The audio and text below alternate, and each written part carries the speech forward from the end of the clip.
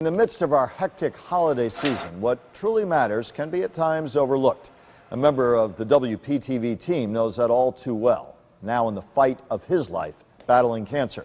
News Channel 5's Dan Corcoran has his story. You can usually find James Boatwright in a small, quiet room with a lot of wires. Problem exists between the keyboard and the chair. He's been an IT engineer here at WPTV for 15 years. Recently, though, he's been busy with other things. I just started getting these mysterious fevers. Oh, I'll be all right. I'll take some aspirin, eat some chicken soup, and I'll be fine in the morning. In July, those fevers proved to be a sign of something much more serious. When you heard the word cancer come out of the doctor's mouth, what did you do? A worst case scenario went through your mind. Were you thinking about you? Kids, me, what am I going to do? What's going to happen now? What did the doctor say about your chances at that point? At the time, not good. James's parents are in the medical field, and with James, they decided to treat his Hodgkin's lymphoma more than 1,000 miles away in Houston, Texas. The night he arrived at MD Anderson Cancer Center, his organs began shutting down. I knew I was close to death. I knew I was close to dying. Once again, he found himself in a small, quiet room, wires everywhere.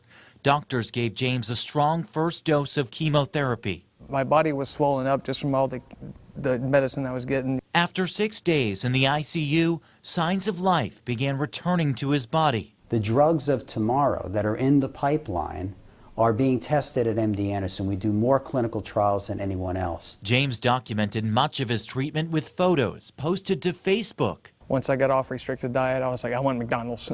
And you got it. Yeah, I got McDonald's. James is now back to work here at News Channel 5.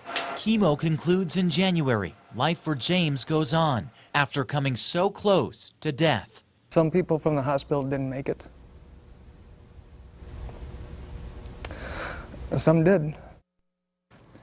And 39-year-old James is not in remission, but his doctors are hopeful about his progress. We should note WPTV General Manager Steve Wasserman is on the visiting board of directors at MD Anderson, where James is receiving much of his treatment. We certainly wish James well. Kelly and Michael?